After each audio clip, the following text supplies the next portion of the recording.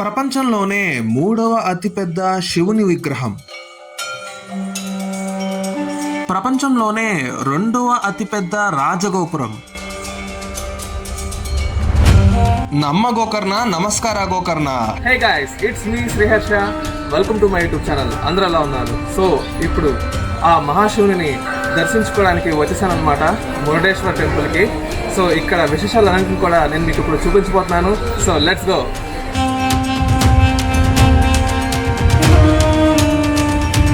మన గోకర్ణ సిరీస్ లో భాగంగా ఈ 4th ఎపిసోడ్ లో మనం కర్ణాటక స్టేట్ లో ఉన్న మురుడేశ్వర్ టెంపుల్ యొక్క ఎన్నో అద్భుతమైన విషయాల గురించి తెలుసుకోబోతున్నాం.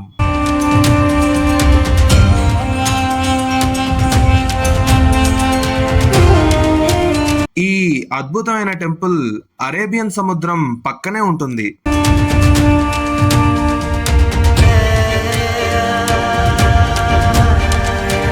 ఈ మురుడేశ్వర్ టెంపుల్ కందుక పర్వతం మీద ఉంటుంది. ఈ టెంపుల్ ముందున్న ఈ రాజగోపురాన్ని చూడండి, ఎంత అద్భుతంగా ఉందో. నాకైతే అసలు ఆ మాటలు రావట్లేదు. ఈ రాజగోపురం ఎత్తు 237 అడుగులు ఉంటుంది. ఈ రాజగోపురంలో 20 ఫ్లోర్స్ వరకు ఉంటాయి. సో అందుకనే ఇది ఇండియాలోనే కాదు, ప్రపంచంలోనే రెండవ అతిపెద్ద రాజగోపురం. అండ్ శ్రీరంగంలో ఉన్న శ్రీ రంగనాథ స్వామి ఆలయం రాజగోపురం ప్రపంచంలోనే అతిపెద్ద రాజగోపురం. ఈ రాజగోపురం యొక్క ఎత్తు 239 అడుగులు ఉంటుంది. అండ్ మన భారతదేశంలోనే లిఫ్ట్ ఉన్న ఏకైక రాజగోపురం మన మురుడేశ్వర్ టెంపుల్లో మాత్రమే ఉంది. ఈ రాజగోపురం ముందున్న ఈ 2 ఏనుగులను చూడండి, ఎంత బాగున్నాయో.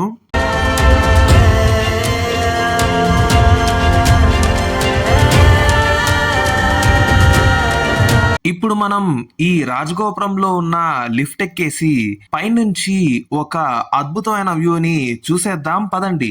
ఈ రాజగోపురం లిఫ్ట్ ఎక్కడానికి టికెట్ ప్రైస్ 20 రూపీస్ పడింది. అండ్ మనల్ని 18th ఫ్లోర్ వరకు తీసుకెళ్తారనమాట.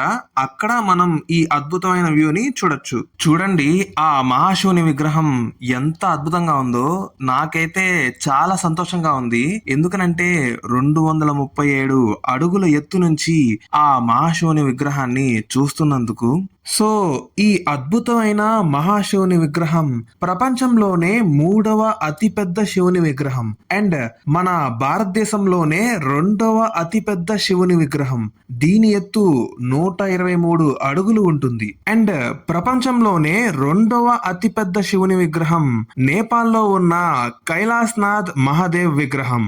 దీని ఎత్తు 143 అడుగులు ఉంటుంది. ఇంకా ఫైనల్ గా ప్రపంచంలోనే అతి పెద్ద శివుని విగ్రహం మన ఇండియా రాజస్థాన్ లో ఉన్న విశ్వాస్ స్వరూపం విగ్రహం. దీని ఎత్తు 369 అడుగులు ఉంటుంది. ఈ విగ్రహాన్ని స్టాట్యూ ఆఫ్ బిలీఫ్ గా పిలుస్తారు. అంటే నమ్మకానికి చిహ్నంగా ఆ మహాశివుని విగ్రహం మన అందరికీ దర్శనమిస్తుంది.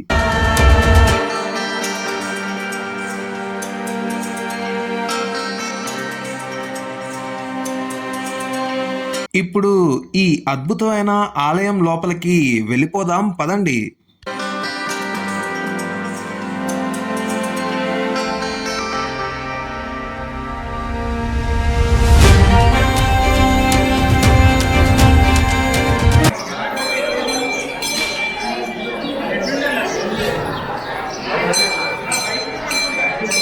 ఆ శివపార్వతుల పాదధూళిపడిన పుణ్యక్షేత్రం మన మురుడేశ్వర టెంపుల్. ఓం నమః శివాయ.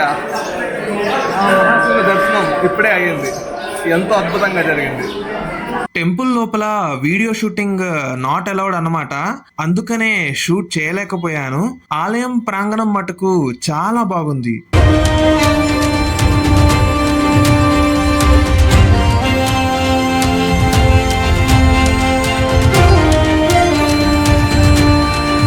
దర్శనం అయ్యాక మనం ఇప్పుడు ఈ కొండెక్కేసి ఆ మహాశివుని విగ్రహాన్ని చూసేద్దాం పదండి. చూసారా ఆ మహాశివుని విగ్రహం ఎంత అద్భుతంగా ఉందో?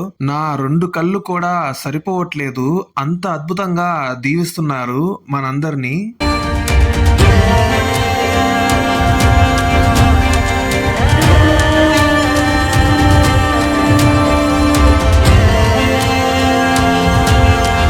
ఇక్కడ మనకి రావణాసురుడు మారు రూపంలో ఉన్న గణేశుడికి ఆత్మలింగాన్ని ఇస్తున్న సన్నివేశాన్ని మనం ఇక్కడ చూడొచ్చు. అండ్ లెఫ్ట్ సైడ్ లో ఉన్న ఆ మహాశివుని విగ్రహం ఎంతో అద్భుతంగా ఉంది.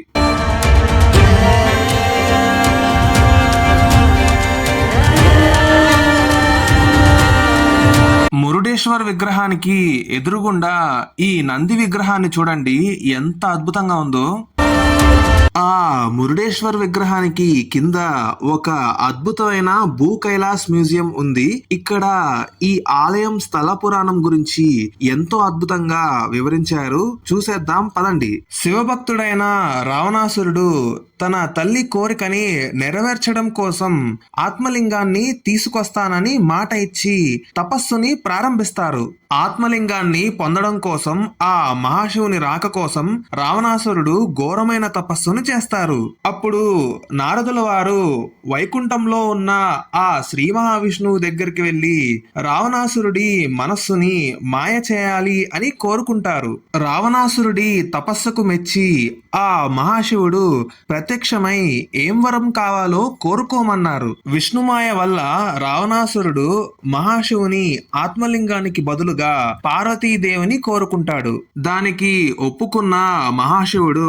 పార్వతీదేవిని రావణాసురుడికి ఇచ్చేస్తారు. అప్పుడు రావణాసురుడు పార్వతీదేవిని తీసుకుని లంకా పట్టణానికి వెళ్తున్న దారిలో నారదుల వారు ప్రత్యక్షమై ఆ మహాశివుడు నీకు నిజమైన పార్వతీదేవిని ఇవ్వలేదని మహాకాళి అమ్మవారిని ఇచ్చారని నారదుల వారు రావణాసురుడికి చెప్తారు. అసలైన పార్వతీదేవి పాతాళ లోకంలో ఉందని నారదుల వారు చెప్తారు. అదే సమయంలో పార్వతీదేవి మహాకాళి రూపంలో కనిపించగానే రావణాసురుడు ఆమెను వదిలేస్తారు. అసలైన పార్వతీదేవి కోసం వెతుకుతూ రావణాసురుడు పాతాళ లోకం చేరుకొని అక్కడ మండోదరిని పార్వతీదేవిగా భావించి పెళ్లి చేసుకొని లంకా పట్టణానికి తీసుకువెళ్తారు. అప్పుడు రావణాసురుడు వాళ్ళ అమ్మ ఆత్మలింగాన్ని తీసుకువచ్చావా అని అడుగుతారు. రావణాసురుడికి అప్పుడు అర్థమవుతుంది తాను మోసపోయాడు అని. ఆ తర్వాత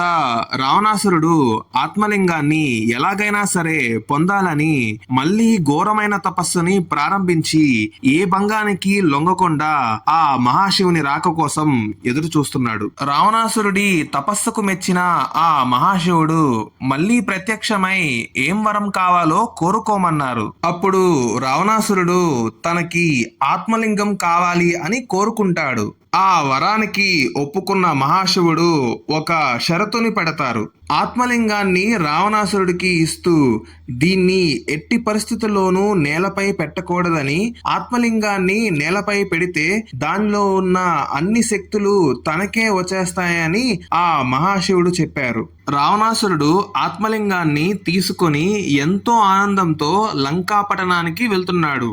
అప్పుడు నారదుల వారు ఈ విషయం గురించి తెలుసుకుని వినాయకుడి దగ్గరికి వెళ్తారు. ఆత్మలింగం శక్తితో రావణాసురుడికి అమరత్వం వస్తే భూమిని నాశనం చేస్తాడని, మనం ఎలాగైనా సరే ఆత్మలింగాన్ని లంకా పట్టణానికి చేరనివ్వకుండా ఆపాలని ఆ వినాయకుడిని నారదుల వారు కోరతారు. రావణాసురుడు ప్రతిరోజు ఏది ఏమైనా సంధ్యావందనం చేస్తాడని వినాయకుడికి తెలుసు. అందుకనే రావణాసురుడు సంధ్యావందనం చేసే సందర్భంలోనే ఆత్మలింగాన్ని రావణాసురుడు దగ్గర నుంచి స్వాధీనం చేసుకోవాలని ప్రణాళికను సిద్ధం చేస్తారు. వినాయకుడు చిన్ని పిల్లవాడి రూపంతో రావణాసురుడికి ఎదురు వస్తూ ఉంటారు. అదే సమయంలో ఆ శ్రీ మహావిష్ణువు తన చక్రాయుధాన్ని సూర్యుడి ముందు పెడతారు. రావణాసురుడు సాయంత్రం అవుతుందనుకొని సంధ్యావందనం చేద్దామని అనుకుంటాడు. కానీ రెండు చేతుల్లో ఆ మహాశివుని ఆత్మలింగం ఉండడంతో అటుగా వస్తున్న చిన్ని పిల్లవాడి రూపంలో ఉన్న వినాయకుడిని ఆపి కాసేపు ఆత్మలింగాన్ని పట్టుకోమని తాను సంధ్యావందనం చేసి వస్తానని రావణాసురుడు అంటాడు. అందుకు ఒప్పుకున్న వినాయకుడు ఒక షరతు పెడతారు. తాను 3 సార్లు రావణాసురుడిని పిలుస్తానని, 3వసారి తర్వాత రాకపోతే ఆత్మలింగాన్ని కింద పెట్టేస్తానని అంటారు. మరో దారి లేక రావణాసురుడు ఒప్పుకొని సంధ్యావందనం చేయడానికి వెళ్తాడు. అప్పుడు వినాయకుడు గబగబా రావణాసురుడిని 3 సార్లు పిలిచి ఆత్మలింగాన్ని కింద పెట్టేస్తారు. రావణాసురుడు ఎంత త్వరగా పరుగులు పెట్టి వచ్చినప్పటికీ జరగాల్సిన ఘోరం జరిగిపోతుంది. అప్పుడు రావణాసురుడు కోపంతో వినాయకుడి తలపై ఒక్క మొట్టికాయ వేస్తారు. దీనివల్ల వినాయకుడి తలపై నొక్కు ఏర్పడుతుంది. ఆ నొక్కుని గోకర్ణలో ఉన్న వినాయకుడి విగ్రహానికి చూడొచ్చు. ఆ తర్వాత రావణాసురుడు ఎంత ప్రయత్నించినా ఆత్మలింగాన్ని పైకి ఎత్తలేకపోతాడు. రావణాసురుడు ఆత్మలింగాన్ని తీసుకువచ్చిన పెట్టెను ఉత్తరం వైపు నుంచి లాగుతాడు. అప్పుడు ఆ పెట్టె దూరంగా ఎగిరి పడుతుంది. అక్కడ సజ్జేశ్వర లింగం వెలుస్తుంది. ఇది కర్ణాటక స్టేట్ లో ఉన్న కార్వార్ అనే ప్రదేశంలో శ్రీ సజ్జేశ్వర టెంపుల్ లో ఉంది. పెట్టె మూత పడిన చోట గుణవంతేశ్వర లింగం వెలుస్తుంది. ఇది కర్ణాటక స్టేట్ లో గుణవంతే అనే ప్రాంతంలో శ్రీ గుణవంతేశ్వర టెంపుల్ లో ఉంది. ఆత్మలింగంపై కప్పిన వస్త్రం పడిన చోట మురుడేశ్వర లింగం వెలుస్తుంది. పెట్టెను కట్టిన తాళ్ళు పడిన చోట దారేశ్వర లింగం వెలుస్తుంది. ఇది కర్ణాటక స్టేట్ లో ఉన్న దారేశ్వర అనే ప్రాంతంలో శ్రీ ధరనాథ స్వామి టెంపుల్ లో ఉంది. ఈ 4 లింగాల మధ్యలో స్వామివారి ఆత్మలింగం మహాబలేశ్వర లింగంగా గోకర్ణలో వెలుస్తుంది. ఇది కర్ణాటక స్టేట్ లో గోకర్ణ సిటీలో శ్రీ మహాబలేశ్వర స్వామి టెంపుల్ లో ఉంది. ఆత్మలింగంతో ముడిపడిన ఈ 5 ఆలయాలను శైవ పంచలింగ క్షేత్రాలుగా పిలుస్తారు.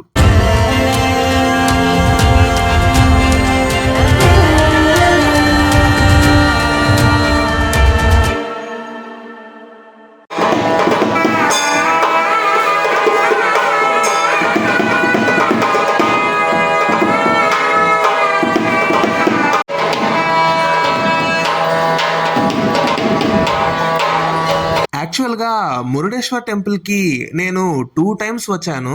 ఫస్ట్ టైం లాస్ట్ ఇయర్ వస్తే, సెకండ్ టైం రీసెంట్ గా నైట్ టైం లో వచ్చాను.